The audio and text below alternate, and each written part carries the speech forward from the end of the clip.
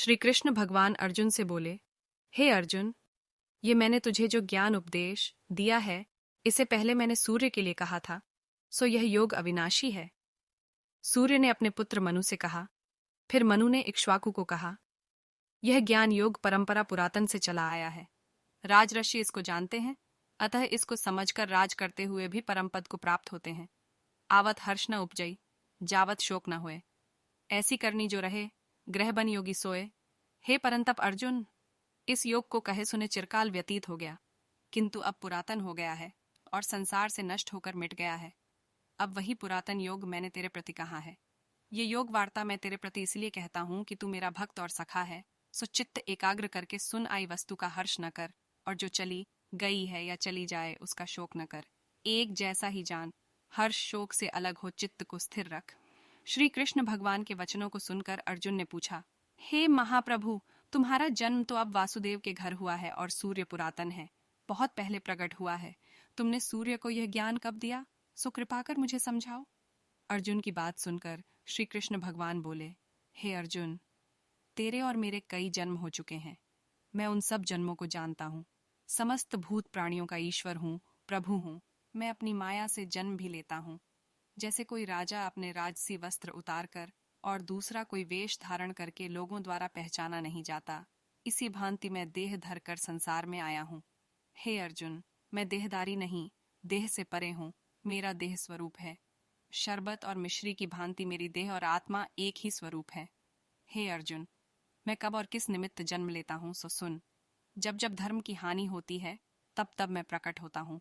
साधुओं, सत्य के मार्ग पर चलने वाले की रक्षा और दुष्कृत अर्थात पापी जीवों का नाश करने और धर्म को बढ़ाने के लिए मैं युग युग में अवतार धारण करता हूँ। अब जो मेरे दिव्य जन्म और कर्म हैं, उनको जान जैसे दूसरे देहदारी रक्त बिंदु से उपजे हैं, वैसी मेरी देह नहीं है। जैसे और जीव कर्मों के बंधन से बंधे हैं, अर्थात कर्मों के अनुसार देह पाते हैं। हे अर्जुन, मैं ऐसे जन्म नहीं लेता। मेरा जन्म स्वच्छ है। मैं अपनी इच्छा से प्रकट होता हूँ। मेरे ऐसे जन्म दिव्य ज्योति रूप हैं और मेरे कर्म भी ऐसे दिव्य हैं। जो मैं करता हूँ सो किसी से करे नहीं जाते। जो मन की चेतावनी से भी नहीं किए जाएं, उनका दृष्टांत सुन। मैं प्रहलाद भक्त की रक्षा हेतु नृसिंह रूप होकर स्तंभ से निकलकर प्रकट हुआ, तो किसी ने भी नहीं जाना। हिरण्यकश्यप की छाती वज्र से भी कठोर थी।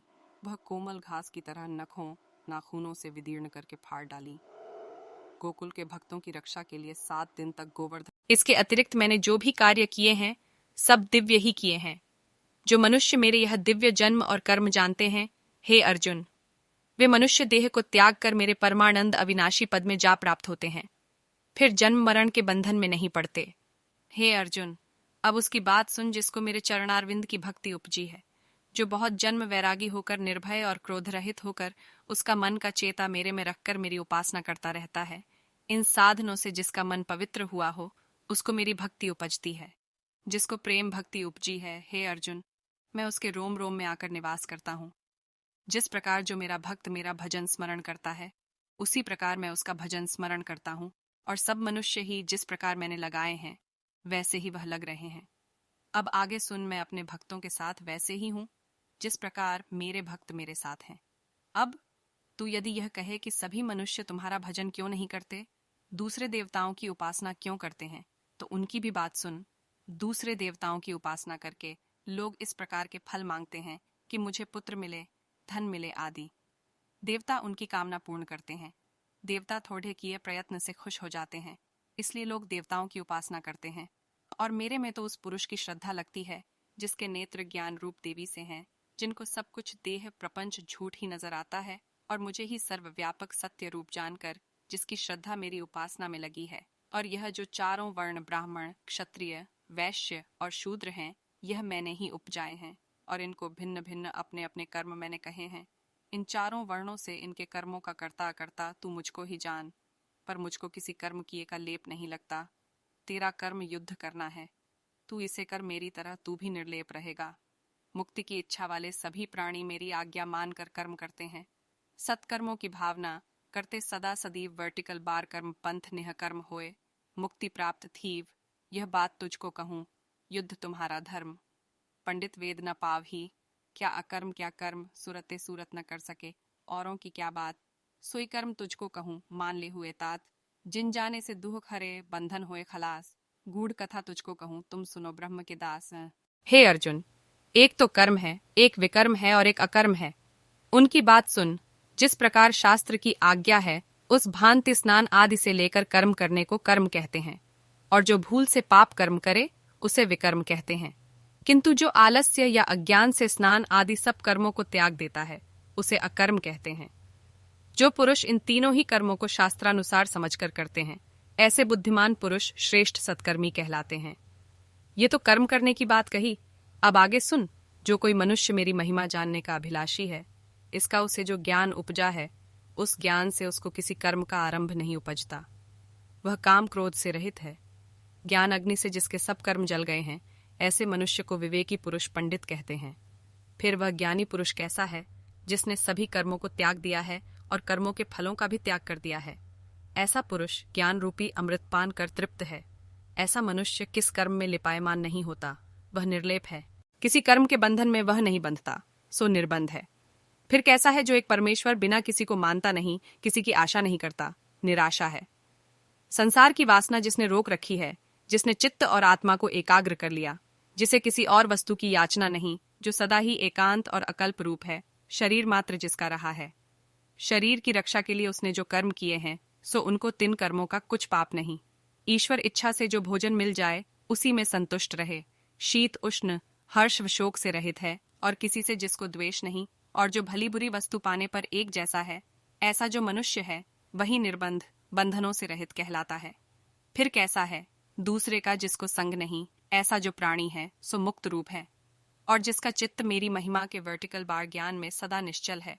जितने कर्म थे वे सभी ज्ञान के समुद्र में डूब गए हैं, और वर्टिकल बार जिसको सर्वत्र ब्रह्म ही दृष्टिगोचर होता है।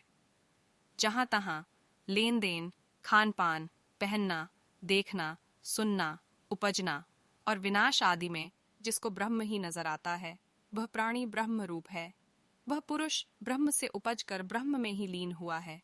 ऐसी समाधि जिस पुरुष को प्राप्त हुई वह प्राणी ब्रह्म ही कहलाता है। हे अर्जुन, अब अन्य प्रकार के योग सुन। एक तो ब्रह्म ज्ञान योग से मुझको पूजते हैं, सो पीछे कहाँ है। और जो प्राणी सब इंद्रियों, नेत्र, आंख, कर्ण, कान आदि को मेरे स्मरण के निमित्त संयम करते हैं, एक योग यह है। एक मौन होकर रहते हैं, एक योग यह है। और एक सब इंद्रियों को रोककर प्राण 10वें द्वार में रोकते हैं, एक योग यह है। और एक प्राणी संतों, साधुओं की अन्न वस्त्र तथा शीत उष्ण निवारण जल अग्नि से करते हैं, यह द्रव्य योग है। और एक तप योग है। तप कितने प्रकार के हैं यह मैं आगे 17वें अध्याय में कहूंगा। मेरे साथ जुड़े रहना और मेरी महिमा करना भी एक योग है। एक योग है महिमा गान, अर्थात वेद पढ़ने, शास्त्र पढ़ने, विष्णु पद गाने, मेरे नाम का कीर्तन करने, राम, कृष्ण, गोविंद, नारायण, परमानंद, अच्युत, अविनाशी, करुणाकर इत्यादि नाम जपने वाले नरक से बच जाते हैं। हे अर्जुन, श्रद्धा ही यज्ञ कहलाता है। हे अर्जुन, जो एकांतवासी होकर अपने मन में ही मेरी महिमा करते गाते हैं, वह भी किसी कर्म में लिपायमान नहीं होते। हे अर्जुन, ऐसा मुझको समझकर तेरा कर्म युद्ध करना है, क्योंकि तू क्षत्रिय है। तू अवांछी, कुछ भी न चाहने वाला होकर युद्ध कर, ये तेरा कर्म है। तुझको किसी भी कर्म का दोष नहीं लगेगा।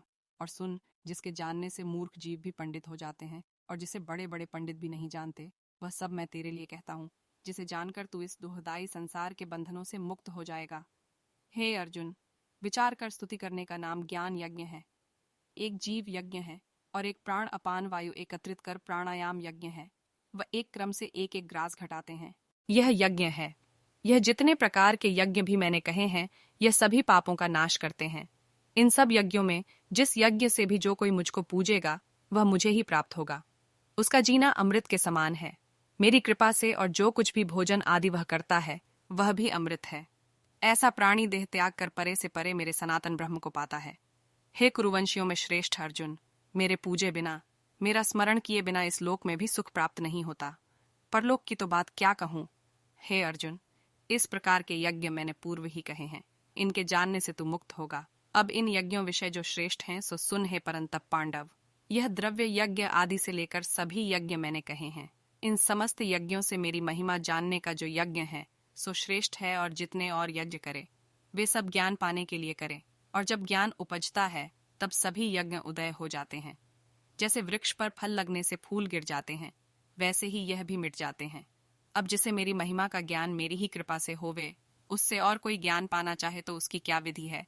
यह सुन सबसे पहले सदगुरु की शरण में आकर दोनों हाथ जोड़ नम्रता से उसके चरण कमलों को नमस्कार कर मुख से मेरा नाम लेवे, श्री राम, श्री कृष्ण, श्री गोपाल जी, ओम नमो नारायण जी, राधा कृष्ण जी, परमेश्वर की न्याय जानकर अधीन होवे, जिसके आगे विनय करे, हे प्रभु जी, हे गुरुदेव जी, कृपा कर श्री भगवान को जानने का ज्ञान मुझे दान करो, और ज्ञान देने वाला जो सदगुरु है वह उसे ज्ञान श्रवण कराए।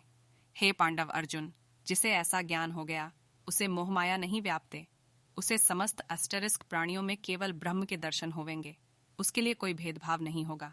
अब इस ज्ञान का फल सुन जाने अनजाने प्राणी ने जितने भी पाप किए हैं, उसका जो पाप लगता है वह सारा पाप मिट जाता है। जिस प्रकार लकड़ियों के अंबार को अग्नि जलाकर भस्म कर देती है, वैसे ही ज्ञान रूपी अग्नि मोह को जलाकर भस्म कर देती है। ज्ञान के समान पवित्र दूसरा कुछ नहीं है। ईंधन जानस के लिए पावक सुख में जाए, ज्ञान वसंत प्रकट हो, कर्म पाप जल जाए। हे अर्जुन, ज्ञान महापवित्र है, ज्ञान के समान कुछ नहीं। ज्ञान कब उपजता है? जो चिरकाल तक मेरे साथ जुड़ा रहता है, उसकी आत्मा से स्वयं ज्ञान उपजता है। जो मेरा ज्ञान पाने की इच्छा रखता हो, वह सावधान होकर पढ़े और समझे, इंद्रियों को वश में रखे, वह ज्ञान को प्राप्त कर सकता है। ज्ञान के मिलने से परम शांति, परम सुख तत्काल ही प्राप्त होता है। और जो अज्ञानी पुरुष हैं, उनमें मेरा ज्ञान पाने की इच्छा नहीं, जिसकी आत्मा में संयम नहीं, उनकी आत्मा नाश को प्राप्त होती है। उसे न इस लोक में सुख मिलता है और न परलोक में। मगर जो मेरे साथ जुड़ जाते हैं, उन्हें कोई संशय नहीं व्यापता। ऐसे जो योगी ज्ञानी हैं, उन्हें कोई लालच हिला नहीं सकता। इस कारण से हे अर्जुन, तेरे हृदय से ही अज्ञान, संशय, संदेह उपजता है। अतः तू हृदय से ही ज्ञान की खड्ग तलवार से इस संशय को काट डाल और उठ खड़ा हो।